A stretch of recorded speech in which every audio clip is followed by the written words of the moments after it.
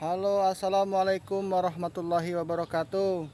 Sobat tani dimanapun berada, serta para subscriber penyuluh pertanian mahir yang berbahagia. Kembali hadir penyuluh pertanian mahir. Kali ini akan memberikan edukasi ataupun cara penanaman kacang panjang, mulai dari pengolahan lahan sampai penanaman.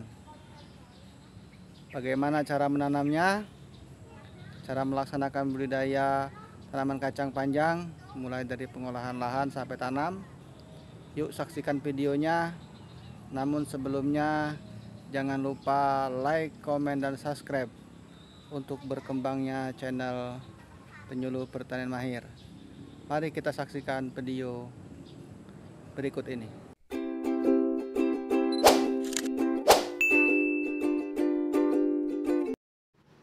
Ini adalah lahan bekas tanaman cabai yang sudah tidak produktif, yang akan kita tanami tanaman sayuran untuk merotasi tanaman.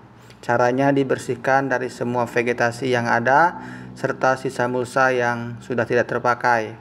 Kita belah bedengan, kita balik tanahnya yang dari bawah menjadi ke atas.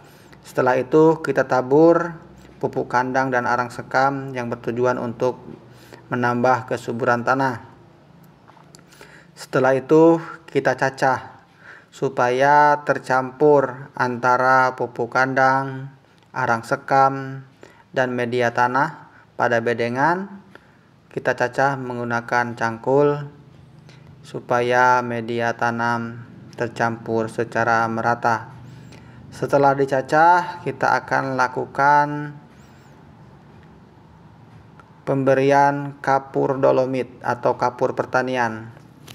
Ini bertujuan untuk menetralkan pH tanah supaya dalam kondisi netral, tidak terlalu asam ataupun basah, sehingga pertumbuhan tanaman dalam penyerapan unsur hara dapat maksimal.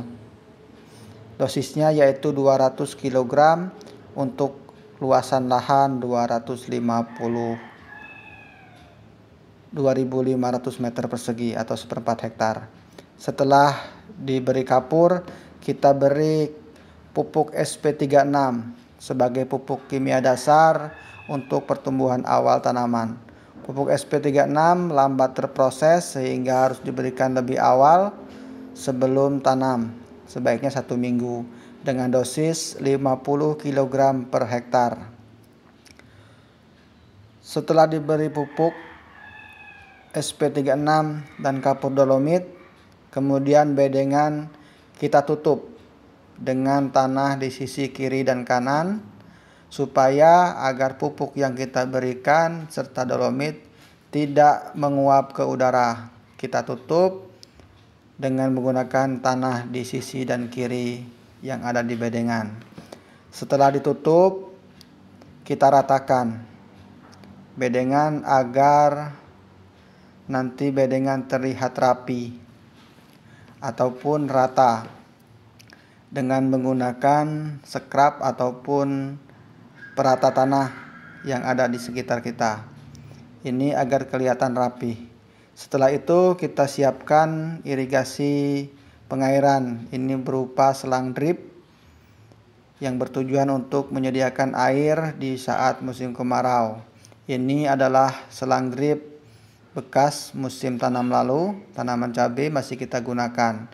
Kita tarik dari ujung sampai ke ujung, kemudian kita ikat bagian ujungnya, kita ratakan, jangan sampai ada yang terlipat, sehingga nanti air mengalir secara sempurna. Ini selang dripnya masih bisa kita gunakan.